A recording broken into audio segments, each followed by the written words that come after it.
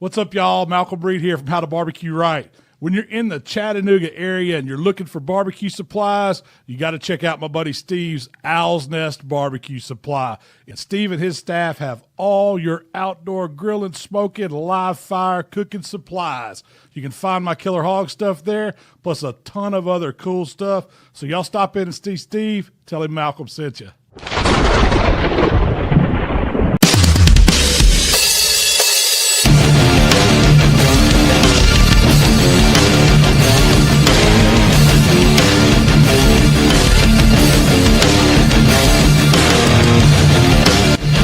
The Pit Barrel Cooker. It just works every time. Every time. Available at Owl's Nest Barbecue Supply in Ottawa. Yes, it is. We are the Pit Barrel distributor, retailer in this part of the country. There's not many of us, Pete. And they're going pretty good, man. I'll Man. tell you, the last couple of weeks has been tremendous. I've been loving it. Pit Barrel's been going great. Welcome to the show, everybody, the catch-up show from Owl's Nest Barbecue Supply. I'm Steve Ray. That's Pete Branton. Every Tuesday night at 7, we get together and we catch up on stuff that's going on. And before we get started, What Steve learned this weekend. I learned nothing. Oh. I learned absolutely nothing, Pete, because it just keeps getting better every week. The Titans find new ways to lose. Can you fire an interim coach? Could they fire the guy they hired to replace the guy they fired? Can you fire this guy? Let me tell you what Pete learned on top of since you did. I love it. What I learned is that I don't care who you are in college football. If you're not winning, you're out. I don't care who you are. I mean, right? I mean, the college coaches are going by the wayside. There's 3 or 4 openings right now, maybe more. Brian Kelly, 3 years, 71% winning percentage, threw him out the door. Gone. Then they threw the AD out the door. Governor's running. Governor says, "By God, I'll run that." And the AD probably should have went before Brian went. To be honest with you, I agree. Hugh Freeze, Robert loses his job. Yeah, that poor guy. They have beat him with an ugly stick. They have just beat that poor guy. Paul Feinbaum beat him to death. Everybody has beat that poor man to death. How do you, as a college coach, Steve? How do you, as a college coach, pick a job to go to when you're? How do you ever be successful if you're just not like the best of the best? And whether that's luck or however it turns out, how do you take a job and that you don't really think that I'm going to have more than maybe a year to 2 tops? That's the way it is today. Well, you're hired to be fired. That's it. When are they gonna do a let's give every game a worth, a value. A win in the SEC is worth $2 million. A win against a Power 4 conference is worth $1 million. A win against a FCS team is not worth anything.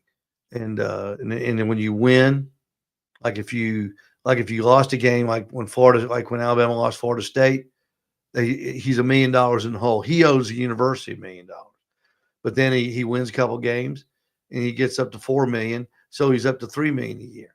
And he'd be up to probably $10 million a year right now. So I'm going to turn that off. I just don't know how you. There's no such thing. Let's just say this. You want to talk about what I learned? There is no such thing as job security in college football. You're hired to be fired. And who would care? You sign like a 10-year deal like Brian Kelly did. $53 million. Yeah. And what's the incentive to win?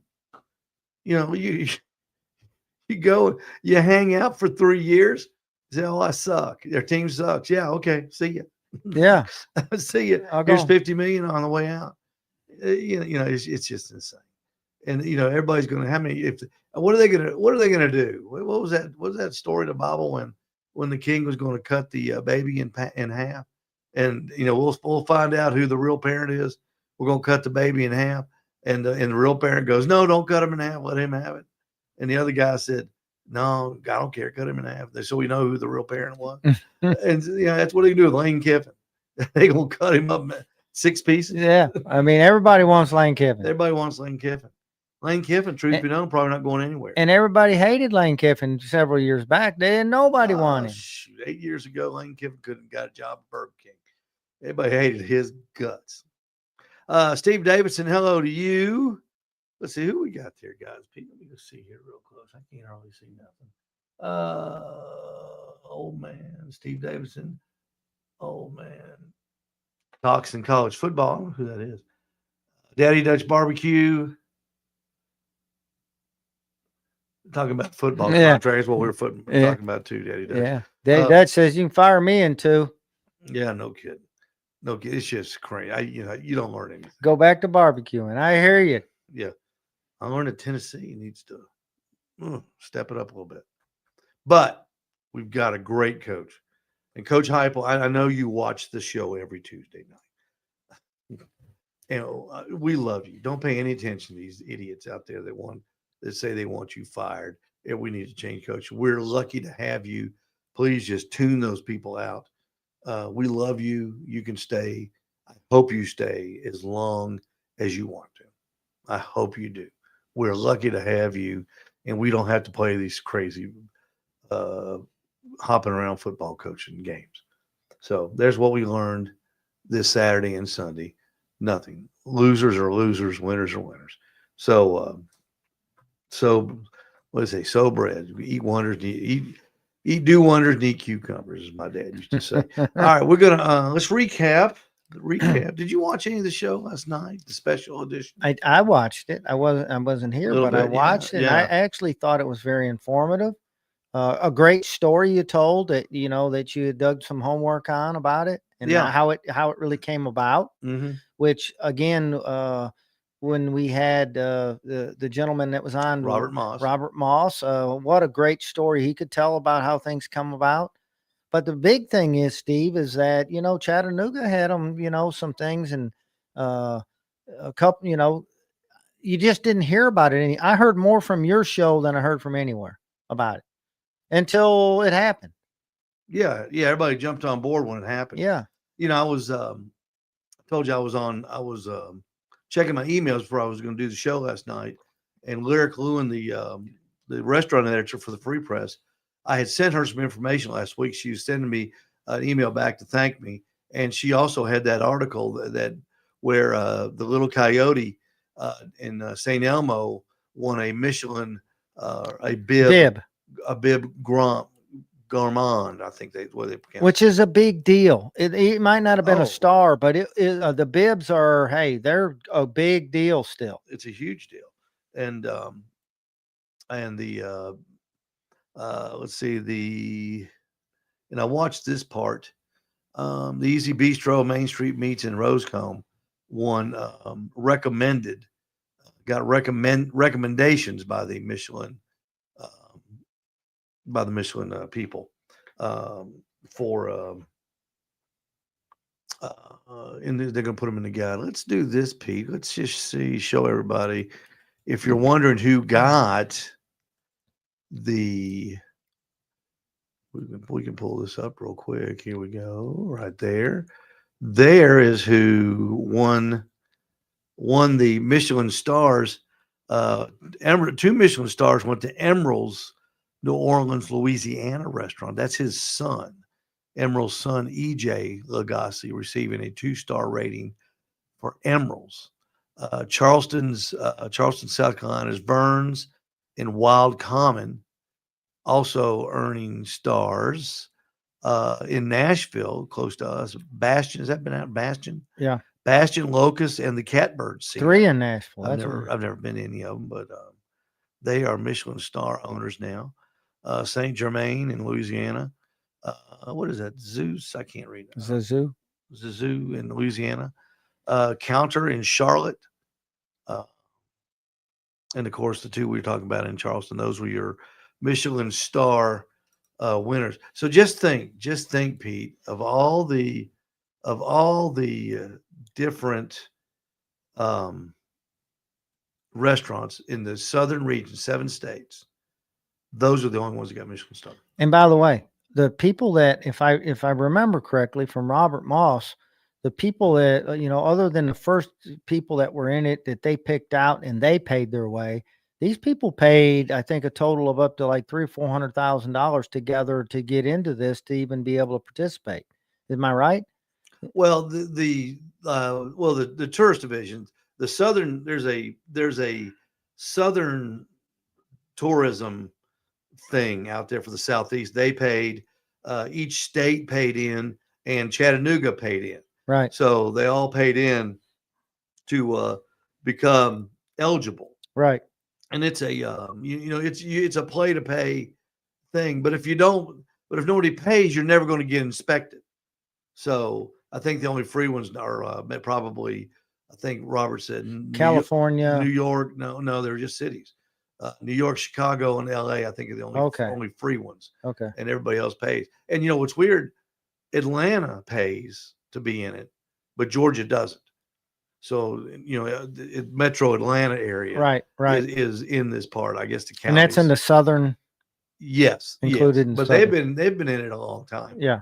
So it's interesting. It's interesting, and I want everybody to go down to Little Coyote and just swamp them. They serve. I've never been. Have you ever eaten there, Pete? Never have. We need to drive down there for lunch. Yeah. We'll do lunch down there one day, and they do. I know they do barbecue too. I know Robert said if you get one of these things, whether it's a bib, a star, or whatever, that usually they gain 20 or 30% more people than what they had prior to it. Oh, I guarantee you, Little Coyote swamped right now. They probably don't know what to do. I bet they are busy, and I hope they are. But it was fun. It's fun covering it. It's fun talking to Lyric about it, and it'll be even more fun next year. I think it gives the restaurant something to shoot for now. Not that they had to. I mean, they're judged every day. Yeah. And the busiest restaurants are the best performers. And so we every time we go out to eat, we judge a restaurant. So they're under the eyeball. I mean, I know how they feel, man, at the knot hole. I mean, good gosh, gee whiz, I'm a nervous wreck in there. That one lady that complained about her piece of brisket had too much fat on it, which was a perfect piece of brisket. Only complaint you've had. Only I ever had, meat on both sides, and it's killing you. A strip of nice rendered fat in the middle. That if we'd have put that on a plate, people would have fought over. No doubt. That's the taste, the flavor. Yeah, that's where it's at. Flavor. And so, but that's okay. Everybody's got an opinion. Oh, I know. That's okay. It was just funny. She complained and sent a picture to me. I said, "That's a beautiful piece of meat." So there you go. Congratulations, Little Coyote, your newest Bib Gourmand winner here in Chattanooga, Tennessee. And congratulations to them. Yeah, I mean, big time. Even Bistro, Main Street Meats, and Rosecomb. I mean, just getting recommended. Yeah. Nobody else got recommended. And they went to a lot of places. Yes. But there's, that doesn't mean they're the only good restaurant in this town, by all stretch of imagination. Billy Holland, good seeing you today. Billy's going to come fix my air conditioners next week. We're excited about that. And Billy's got Chilimaga is this Saturday at down in Chickamauga. And Billy rules down there. Yeah, he's the chili king. He is the chili king. Chili king. He's the chili king. Hey, what we're going to talk about tonight, Pete and I are working up our courtesy recipe this year for turkeys. And I wanted to show, I got this neat thing we can do. And I want to show this, Pete. This thing is neat. We've talked about this a lot. And I wanted to share it with y'all. It's called a turkey roast, which I love. And we have talked about this thing, and we have cooked a bunch of them. We cooked. I think we cooked 3 dozen last year. Yeah, Let's bring this thing up. Do you call turkey breast dry and bland? You clearly haven't tried this recipe. We start with a crazy flavorful brine made by pureeing 2 cups of water, 4 tablespoons kosher salt, raw onion, garlic, sage, parsley, and thyme. You blend that up so that the actual brine liquid is flavor juice. All those flavors end up right in the turkey meat. So good. Watch it. Then get out your boneless turkey breast roast and add it to the brine. Mine happens to fit in my blender. Bonus, add water so it's fully submerged and give it a stir. Put that into the fridge for 1 hour. Then take it out of the liquid and pat it dry with some paper towels. It's fine if some of the bits of brine are stuck on. Rub it all over with softened butter. Then transfer that turkey breast to a rack set into a baking dish, skin side up. Roast it at 450 degrees Fahrenheit for 30 minutes and then at 300 until it reaches 160 degrees inside, about 45 minutes more. Transfer it to a plate to rest for 10 minutes and make sure that the temperature is raised to at least 165 degrees Fahrenheit. Use kitchen shears to snip away the mesh sack, being careful to not tear away any skin. This is a boneless roast, so it's super easy to carve. And look at this. Turkey breast that's juicy, flavorful, and even has crispy skin. Do you call turkey breast dry and bland? You clearly That is. I said I like doing it. I didn't say I was good at it yet. So anyway, those turkey roasts are folks. I'm telling you, I'm going to tell you right now. I know we're going to do turkeys this year at the store. We're going to probably have a little class or something like that, and we're going to tell people how to do turkey.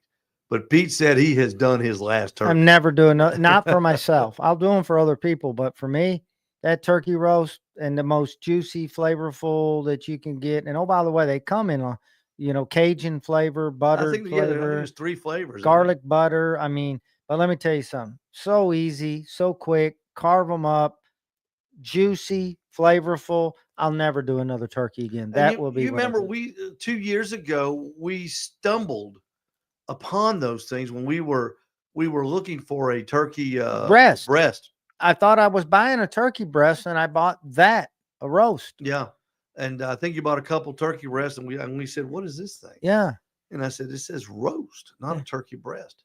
We opened it up, and it was in that little net. Yep, and it was just like the perfect size for 2 people, maybe 3 people, not 3 people. That thing probably feed 4 people. Yeah, they come in different sizes. Yeah, so when you put the green bean casserole and the biscuits and all the other stuff, the mashed potatoes and the gravy, and it's just a neat thing to cook. Steve, they're amazing. I love them. What's best yet? We always say, why do I always wait till Thanksgiving to eat turkey? Because my personal favorite sandwich is turkey on light with smoked cheddar and mayonnaise steamed. That is my all-time number 1 favorite sandwich in the world. I could eat my weight in them. I get them there at Glenn Jean's Deli. It's right there on Shower. It used to be called Glenn Jean's. I forget what it's called. Yeah. But man, it's my favorite sandwich, and they do a great job with it. But I love turkey. And boy, if you could use turkey like that on that sandwich, I need to get a steamer. We need to get a steamer. I think we'd have a good time with a steamer. You know what? Yeah, if it's any better than what we've been cooking with that the way it is, I can't imagine it. Yeah. But if you want to try something before Thanksgiving, if you just want something good to cook, if you take your lunch to work like I do, that thing is just awesome. It is just freaking awesome. You'll love it. Better than a hot dog, Steve? It's close. It's close. It's close. I'm telling you, if I opened up that refrigerator and I looked in there and went, hot dog, ooh, leftover turkey roast, I don't know. That turkey roast may hit the microwave first before that hot dog does. It's fantastic. Yeah, it's good. It's good stuff. So just wanted you to see that, since we know how to work this magical software that we've got now. We're going to talk a little bit tonight. No guest schedules. It's just you, me, and Pete tonight. So please chime in if you got something that you want to say. It comes up on the thing automatically now, so y'all can read it as it scrolls in. We don't have to repeat y'all. If you got any tips, turkey tips, we'd love to hear them. I'm trying to work Meathead in for the 17th of this month. to get him on and get his turkey recipe. He's just got, if you go to his amazingribs.com, put in turkey recipes, stand back. It's 20 years worth. I mean, it's unbelievable. So Steve, you got some stuff tonight we're going to talk about. Although we talked about this turkey roast, there are some fantastic recipes out there for brining and cooking Thanksgiving turkeys. And a lot of people love to cook their big turkeys. And so I know you've got some stuff and some things we're going to talk about. But, for me, my family's dwindled down to, not so much like it used to be. So those roasts are good for that. But still, cooking big turkeys are a great thing people love to do. It might be hard to talk the wife into a turkey roast. Yeah. That's the only thing. It might be a little tough. So we're gonna talk about to brine or not to brine. And here is a selection of brines that we have at the Owl's Nest Barbecue Supply. From your left to right is Meat Church Bird Baptism, which is very popular. Very popular. We have the Lane's Ultimate Turkey Kit. We have several of those kits for sale. It comes with brine, bag, and seasonings that you can use. In the middle, we've got David Bosca's Bird Booster, brine and injection, a unique combination where you brine it, then you actually take the brine and you inject it into the turkey. And that's one thing that I always do to my turkeys. I always inject them with flavor because turkey meat is just like pork butt. It's just got no flavor.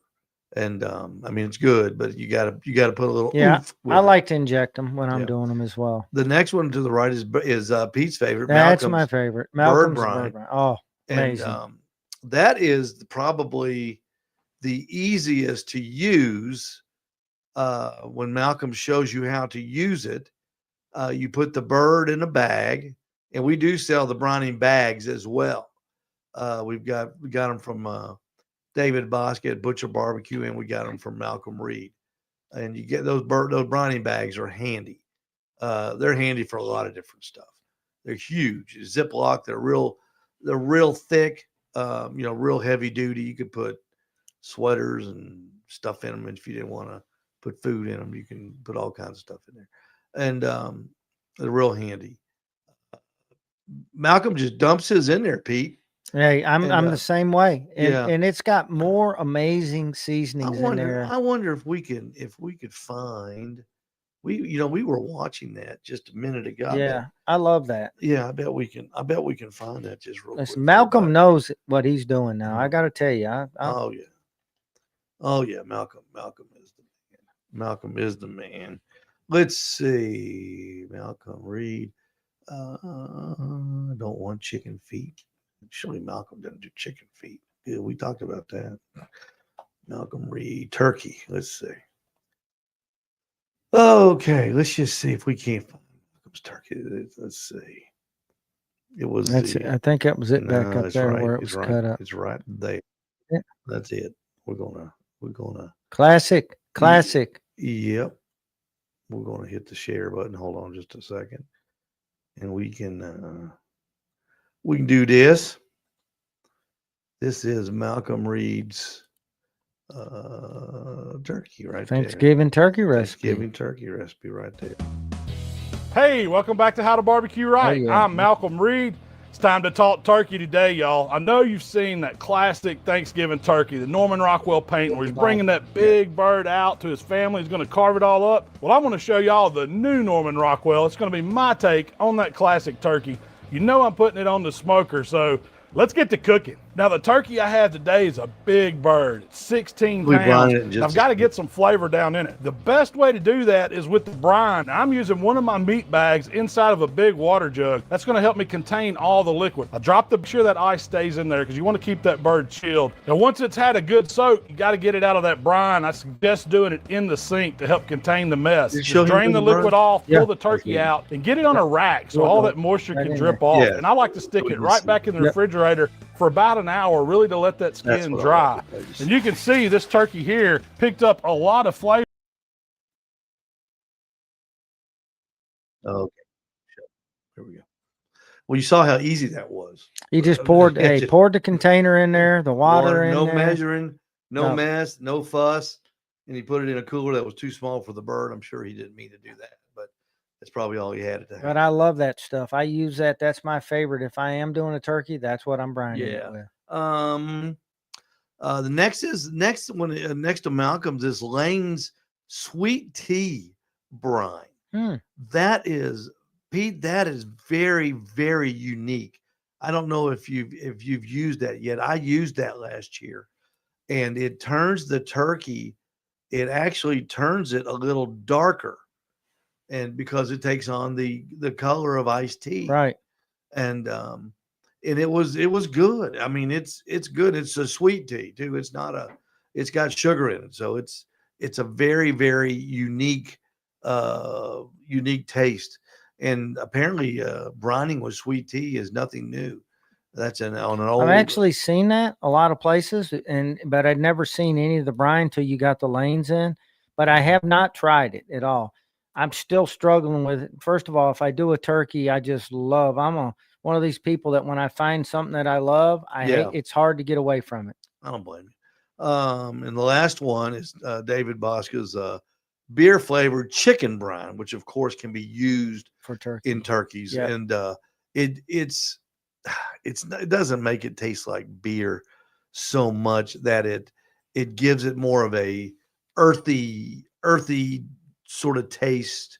It's good. I mean, beer has been used for brining since the Egyptians. They've soaked stuff in beer. They made beer and soaked stuff in it and threw lamb chops in it and all kinds of stuff in there. I have not tried it, but no doubt David's putting it out. It's good. I do like the brine that he has that you inject with as well. I've used it several times, and I like that as well. So what we were kind of asking everybody is, do you brine? Let's see, Daddy Dutch here. Let me see. Yeah, Steve, have you ever heard of a Michigan turkey brand? I bought a case of boneless breast, 21 pounds for 4 breasts. Pete, have you ever heard of that? No. You're from up there? No. I've never heard of that.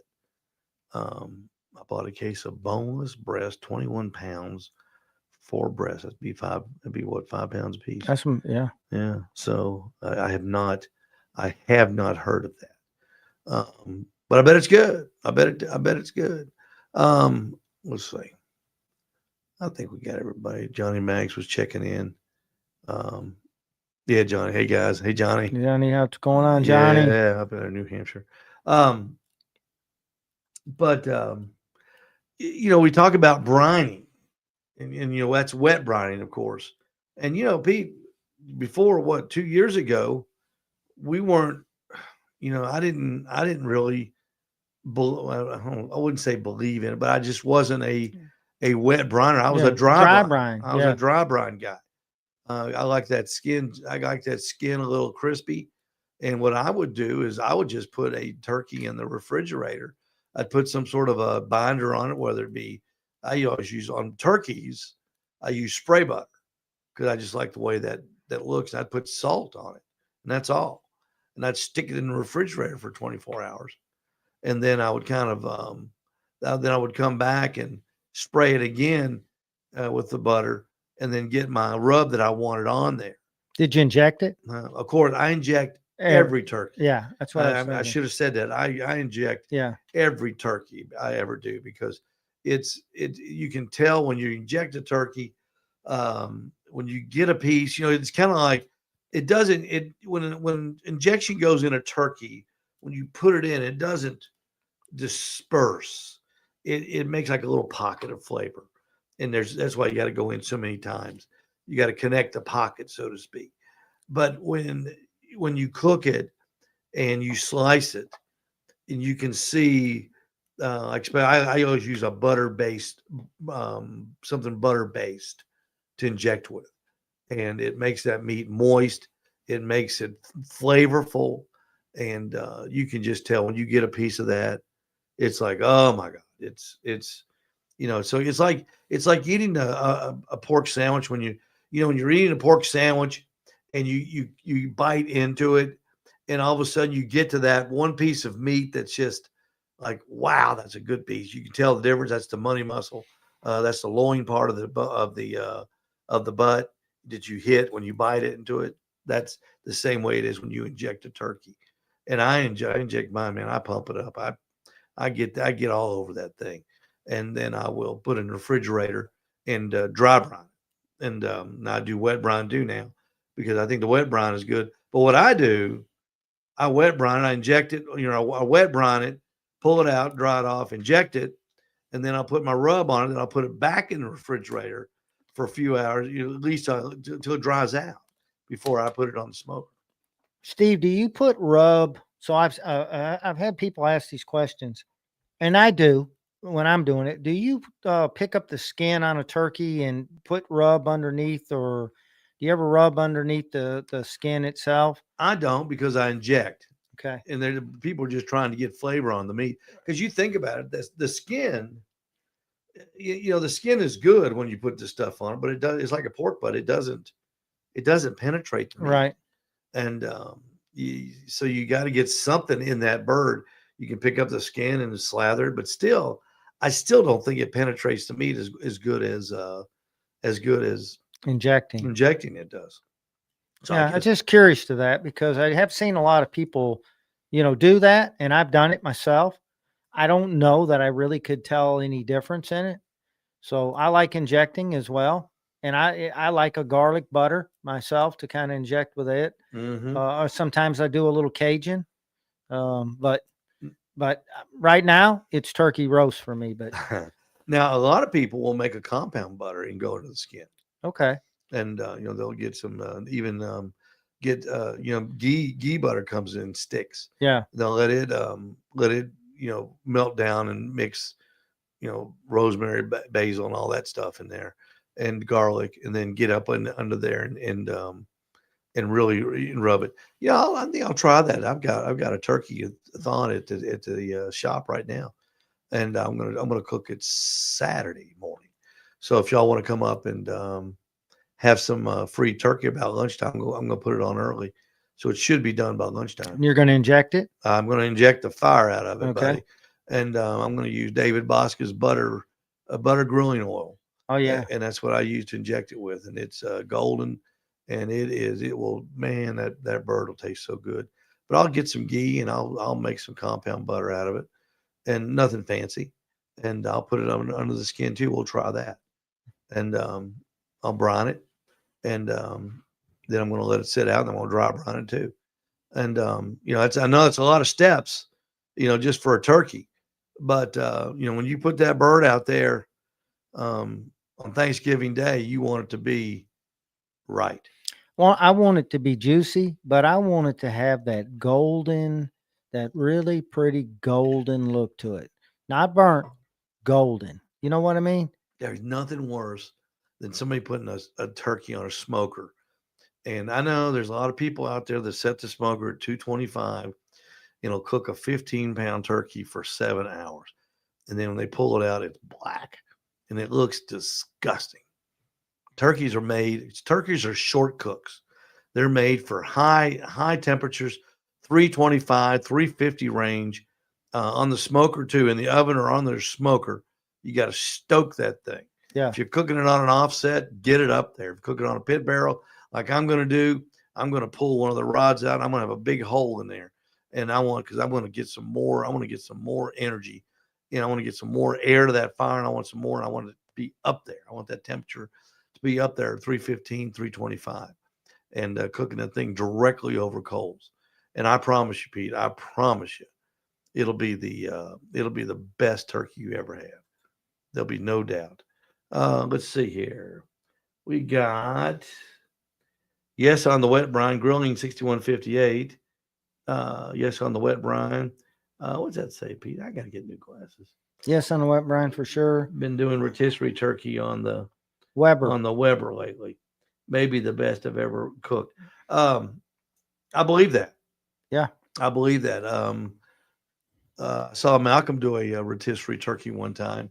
I've got a rotisserie. I could do it on my pellet cooker. I just haven't done it yet.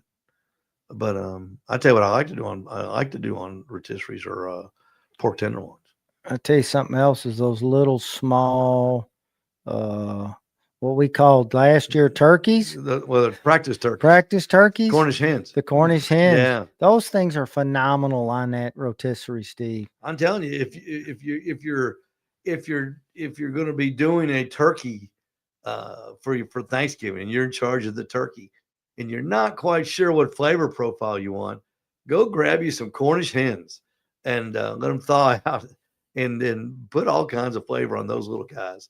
And you can We spatchcocked them. Yeah, we did everything in the world with them. spatchcocked them, hung them, and they're great. I mean, they're great. You can eat about 3 of them. They're fantastic. Yeah, but Cornish hens are great practice. Miniature turkeys. Yep. They cook just like a turkey. Just doesn't take very long. They look just like a turkey. And you know what I wanted to talk about too, Pete, was carving a turkey. And Malcolm's got I'm going to go back to this video. Let's see. Hold on just a second. I hope you guys don't mind watching videos with us, because that's what we do all day. And I'm sure that's what you do all day too. And these are some good videos. Yeah. They really are. Malcolm, we'll find out. Malcolm. I think we got to speed that one up we had before. Yeah, I'll get going here. Yeah, we'll take it. Let's see. Here, blah, blah, blah, blah, blah. Yeah. This is great. Blah, blah, blah. Here we go. Yeah, here we go. All right.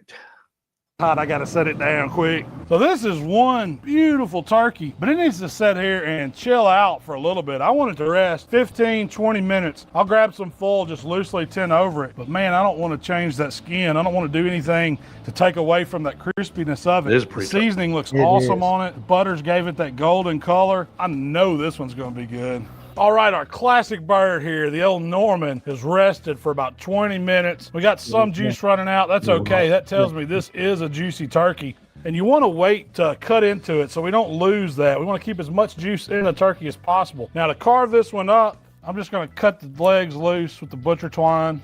Turn it around here so I can work on it. Pretty? Now, I'm always starting with the legs first. Good job, That's the first piece of the turkey I want to take off. I'm just going to follow the joint on it, pop it out.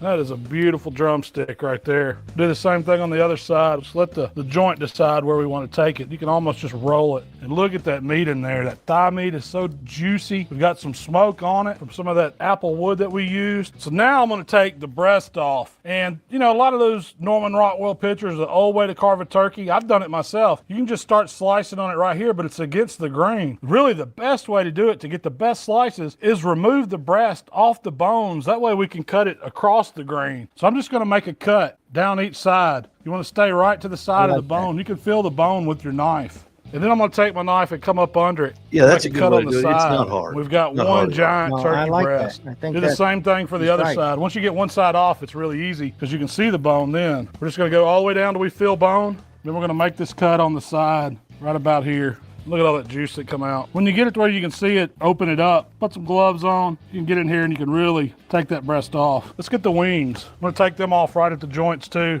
You know the turkey flat's where it's at. Got all that crispiness, the crunchiness from the skin. Now we can come in here and we can cut the drums off. And a turkey drum on the wing is a huge piece of meat. Clean them up just a little bit. That's almost as big as the drumstick on these birds. Now we're gonna take these thighs off. And we're just gonna cut down. We'll find that joint and we'll pop them right out. Just let your knife do all the work. And don't think we're gonna get rid of this carcass. That's what's gonna make some delicious stock. I'm having to sop up a little bit of this juice because this brine has done a number on the bird. I mean, there's still some meat left on this cavity. Don't think I'm not gonna use that, but we're gonna set it to the side. Now this turkey never had a chance to be dry. We had it soaked for 48 hours in that brine, and this was part of that tenderloin that I pulled off that was right there on the breast. I've got to try it before I start carving. Oh man, that is phenomenal. Norman ain't got a shot at this one. I've never seen Malcolm. I've never seen Malcolm eat anything and put it in his mouth and go, "Oh, that tastes like crap." No, never. And he enjoys eating. Let me tell you. But that if you go to videos and watch, if you put in like Michelin chef carving a turkey, that's exactly the way they do it. And that's why Malcolm does, because he watched the same videos we did. Yeah. And it is a good way to to carve up the turkey. I used to always try to cut it off the breast too, and it's just too hard. It's just too It hard. just falls apart. Yeah, and I didn't particularly like the way he presented it, but big deal. If his family's like my family, as soon as it hits the table, it's gonna be gone anyways, like cannibals. So, but they're just some of the things, the little nuances of cooking your turkey that you may not have thought of. Brining, dry brining, injecting. How to carve it. The most important thing I think you'll find when you're carving your turkey is to let that thing rest at least a half an hour to 40 minutes. Now, it won't be as hot when you serve it, of course, but it'll be a lot better if you try to take that turkey apart right out of the oven. You're going to have a mess. Yeah. You're going to have juices everywhere. You got to let that thing cool down, and like David said, you got to let everything redistribute. Yep. Because you think about it, when you put a piece of meat in the harshest environment known to man, fire, and you can imagine what's going on inside there. You've got water and stuff moving all around, and you want that to settle down and let it get back to places where it can it tries to heal itself, so to speak. And then, man, it's really no different than a steak, than a brisket, than anything. Letting it rest and letting the juices just flow back all the way through it. I think there's a lot of people that don't really understand that, Steve. They want to cut into it. Gosh, I got to get into it right now. But you're right. They don't realize letting it set and letting that juice like redistribute itself, as you would say, coming back through it, makes all the difference in the world. It's such a controversial subject, and it's something that you can test yourself when you do a steak. Like say if you do 2 steaks, you do one for yourself and you do one for your wife, say, or your buddy, whatever. You take yours and cut it when you get it off the grill. Put your friends to the side, let it rest, and cut yours right off. You'll see it'll be a big mess. All the juices will be running out of it. And then wait about 15, 20 minutes, cut your buddies up. It'll be nice. It'll be more tender. You won't have near the mess. All the meat, all the juices will be redistributed back into the meat. You can test it yourself. So, and I'm a big believer in letting it rest. And I know there's some people out there that say, don't let it, pull it off and don't let it rest. You and I always let them rest. Yeah. I just, I've done it both ways. I've done turkeys, pull it out and 5 minutes later, I've got a big wet mess on the cutting board. It's just like, I really messed this thing up. And you don't want that. You don't want that. You want that turkey to be perfect, just a little bit of juice. And it'll I think I saw Johnny Maggs cooking a turkey not too long ago. Didn't he put something out there? I was watching him cook his turkey. I'm sure he did. I know he can cook one. Yeah, Johnny's he's been getting down on some cooking here lately. Yeah. Well, that's all we've got today. Don't forget, if you're looking for brines and all your brining supplies, Owl's Nest Barbecue, we've got it. Bird baptism, we've got the ultimate turkey kit from Lane's. We've got David Bosca's Butcher Barbecue and David Butcher Barbecue brining bags as well. We've also got brining buckets, Malcolm Reed's bird brine, Lane's sweet tea brine, and Butcher Barbecue's beer flavored chicken brine too. We have all those at the store. Like I said, we've got brining bags, we've got brining buckets, everything you need to brine that turkey, we've got at Owl's Nest Barbecue Supply. And if you want to just simply dry brine it, grilling addiction, Pete, grilling addiction on that bird, put it in the refrigerator, it'll be perfect. Everything with grilling addiction is perfect. And we've got the injections, we've got David's bags, knives. What about a bunch of new knives you got in, man? Yes. Some really nice knives you got in. But Steve, I got to put this out on the pit barrel. So we did this last couple of weekends. People would come in and they're very interested in looking at a pit barrel, but they say, hey, I've never cooked on one. I had a gentleman come in 2 weeks ago and he came back this Saturday. And so it's pretty simple. Here's what I tell him. Martin, yeah. Get you some meat, whatever it is you want. We'll help you carve it, cut it. You know, if it's a brisket, whatever you want, we'll teach you how to do it at no cost. Come in, bring it in. But hey, come in and we'll throw it on a pit barrel, whatever you got. Yep. Cook it while you're there. Let you see it, taste it before you ever buy one. But I guarantee you, once you do, you won't leave without one. Martin brought 4 chickens in. We hung them and we cooked those 4 chickens. And he could not believe how moist those chickens were. Dripping, just dripping. And I told him, I said, take that and just translate that into a turkey in a few weeks. He says, the turkey will be that way. I said, it'll be exactly that way. Yeah. So I just want to throw that out there because people, I think, Steve, people are still curious, but don't really know. If you've never cooked on one, simplest thing to cook on. Absolutely. Love the pit barrel. And I'll tell you, food on it is amazing. I haven't used my pellet smoker since we've been cooking on the pit barrels. Honestly, I just haven't. But that's just me. Come in Saturday at about lunchtime. I'll have that turkey ready to go. You can have a hot dog or you can have some turkey. And you're cooking that on the pit barrel. You're darn right. We're going to cook it. We're All going to right. cook it on the grate. Come on down. We're going to cook it on the grate on the pit barrel. And I'm going to brine it. I'm going to get it out, finish the thawing it out tomorrow. And then we're going to brine it on Thursday. And then on Friday, we're going to put it back in the refrigerator and dry brine it. And then we're going to inject it. And then we are going to put it on the pit barrel cooker. And we'll have the best tasting turkey you ever had. What's that popped up? Saturday. Love my pit barrel cooker I got from Steve. Somebody down there. That's good. I know you do. I love it too. Is that Martin?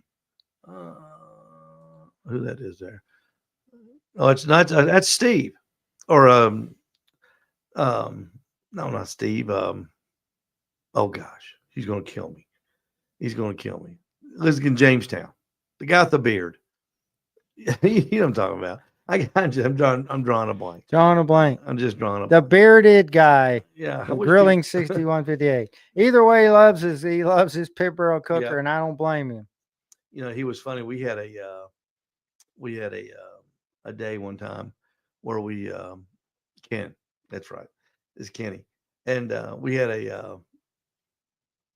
a pit barrel day one time at the store. This was about 5 years ago, and it was around Thanksgiving. We all had everybody that bought a pit barrel brought it. We had about 15 people there, and it was great. We were all cooking turkeys, and Ken's would not get done. It was the darndest thing I've ever seen. He bought a big old turkey, but for some reason that turkey would not get done. We finally took it off the pit barrel, wrapped it in foil, and put it in the oven, and we still couldn't get it done. I And think I'm I not remember kidding. that. I'm not kidding. It was the craziest thing I've ever seen, and it was like, why in the world? I still don't know to this day why I didn't get Or I it. think I heard the story. That's been a long time ago, right? When you first were doing pit barrels. Well, we've done pit barrels since the day we opened. That's what I mean. But it's about 5 years ago. Yeah. But it was a fun day. We'll do that again too. We'll do that again. Ken, sorry I forgot your name. I just sometimes you just you draw a blank. All right, let's get out of here, Pete. We got to go. Come see us at Owl's Nest Barbecue Supply in Ooltewah. And as always, remember to cook out loud.